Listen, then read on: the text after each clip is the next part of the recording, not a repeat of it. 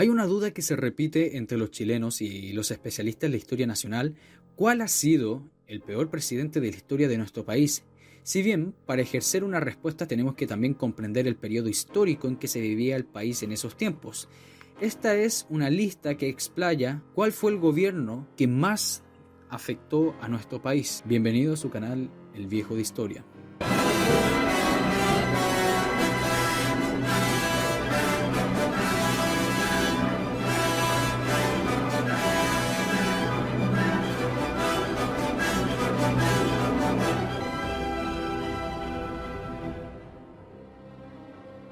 En primer lugar estaría Francisco Antonio Pinto, su segundo gobierno específicamente. Después de 1828, aparte de los muchos motines de militares liberales por los sueldos impagos que había tenido, había demasiada inestabilidad entre conservadores y liberales, y no solamente por la creación de la nueva Constitución de 1828, que era bastante buena para la época, que frenaba también el federalismo, pero en 1829, ya a puertas de lo que sería este conflicto entre conservadores y liberales, renunciaría temporalmente abandonando su cargo, dejando en el gobierno a Francisco Ramón Vicuña. Luego Pinto reasumió la presidencia el 19 de octubre para el periodo constitucional que sería de 1829 a 1834. Estallaría la Guerra Civil de 1829 y 1830, y todo Concepción y todo el sur de Chile estaría bajo el mando de José Joaquín Prieto y los conservadores, que desconocían la legalidad de este presidente, que muchos de ellos los consideraba como un débil. Y además, en este caso, Pinto, en vez de luchar, en vez de traer el orden, renunció y dejó el país en plena guerra civil, pasándole el mando de nuevo al presidente del Congreso, Francisco Ramón Vicuña. El segundo peor presidente de la República sería Carlos Dávila. Carlos Dávila esencialmente no fue elegido como presidente, sino asumió este cargo producto de este golpe de Estado que hubo en 1932 con la naciente República Socialista de los 100 días. Entonces Dávila tenía muchas promesas, como la disolución del Congreso Nacional, organizar el control de subsistencias con requisa y demás medidas conducentes que serían necesarias para asegurar el abastecimiento de la población, la distribución de víveres empleando al ejército, lo cual nunca sucedió de gran manera, un fuerte impuesto a todas las grandes fortunas, un aumento de impuestos a las rentas superiores a 36.000 pesos anuales, revisión de los sueldos, pensiones y jubilaciones, reorganización y selección y reducción de las Fuerzas Armadas, mejoramiento y extensión de la educación primaria, que tampoco funcionó, reconocimiento del gobierno soviético, creación del Ministerio de Salud Pública, estableciendo la unidad de acción de los servicios sanitarios del país, y la reorganización de la Administración de Justicia, entre otros. Todos estos proyectos, si bien muchos no llegaron a hacer nada, simplemente fueron palabras, o otros funcionaron sumamente mediocre. Después de 100 días, el gobierno de Dávila cayó bajo un golpe liderado por Bartolomé Blanch, y luego sería entregado al presidente de la Corte Suprema para generar así un estado de elecciones presidenciales que sería la victoria de Arturo Alessandro Palma.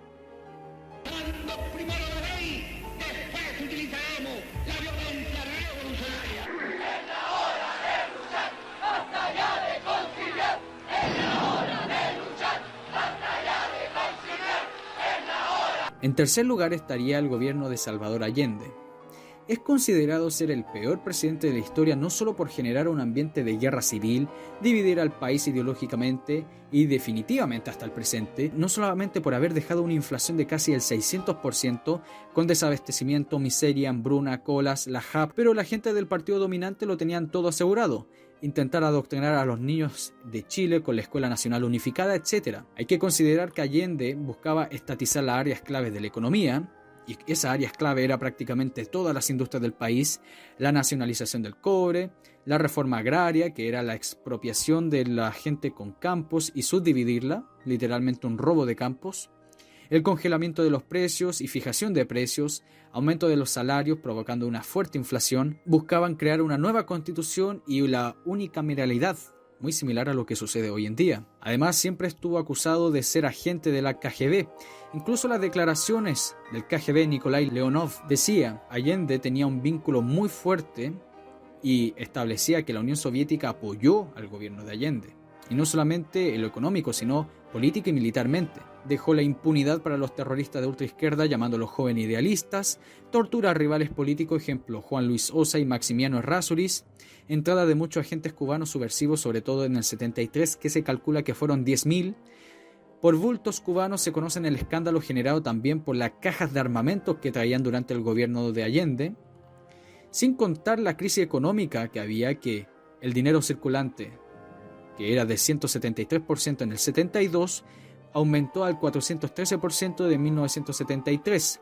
La inflación pasó en 1972 de 225% y en 1973 a 606%. Luego, el 22 de agosto, la Cámara de Diputados aprobó el acuerdo sobre el grave quebrantamiento del orden institucional, y eso promovería a las Fuerzas Armadas a actuar bajo esta orden de la Cámara de Diputados, y obviamente una orden popular donde la gran mayoría de la población estaba en contra de este gobierno tiránico. En cuarto lugar está el gobierno de Ricardo Lagos. Su gobierno fue sacudido ya desde el 2001 por acusaciones de cohecho, principalmente por este subsecretario Patricio Tombolini y todo lo que fue el caso Coimas y después lo que es el caso el Mobgate. Acá les voy a dejar una lista de todos los casos de corrupción que hubieron en este periodo.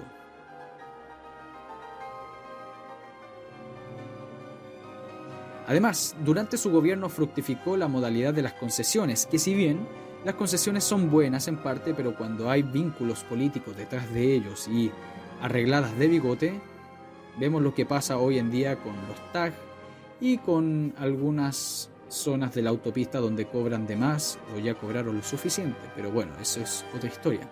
No solamente en el gobierno de Ricardo Lagos hubo estos problemas de corrupción, sino también vemos la decadencia y la destrucción del sistema de movilidad metropolitana, que eran las micros amarillas, por este moderno y fracasado sistema llamado Transantiago, que hasta el día de hoy padecen los santiaguinos.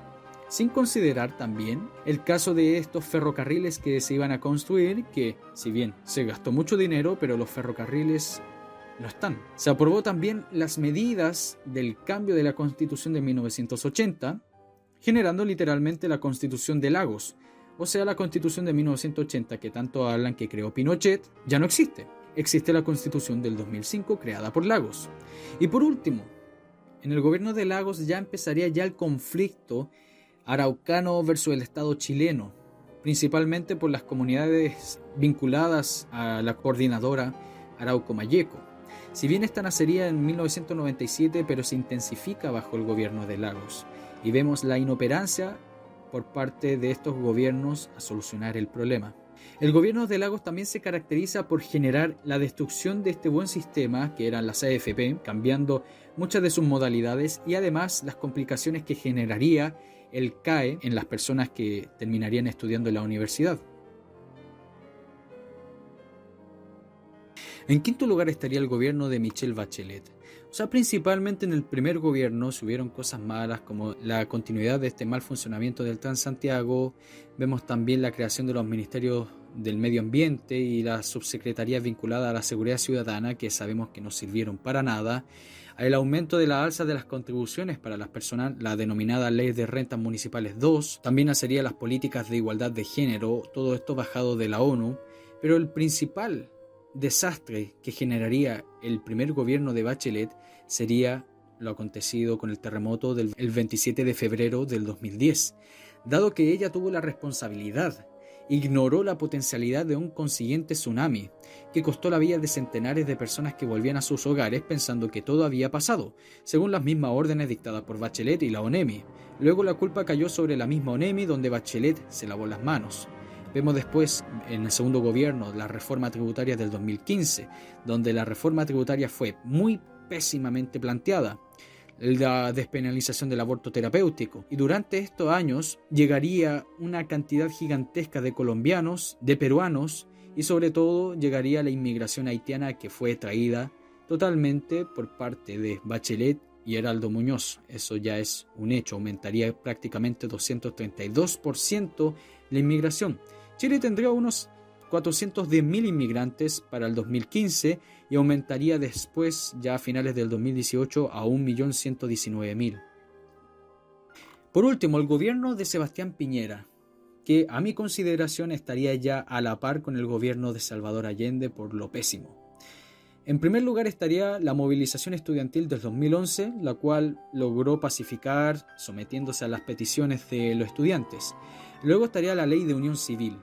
El 9 de abril el presidente anunció una nueva ley migratoria, la cual no ha funcionado para nada y ha permitido que llegasen cientos de miles de venezolanos al territorio chileno, abandonando totalmente sus obligaciones con la gente del norte, sobre todo la gente de Iquique y Colchane, y además permitiendo un visado consular, un visado para fines humanitarios, la visa de responsabilidad democrática, etc. Todos son garantías para esta gente extranjera.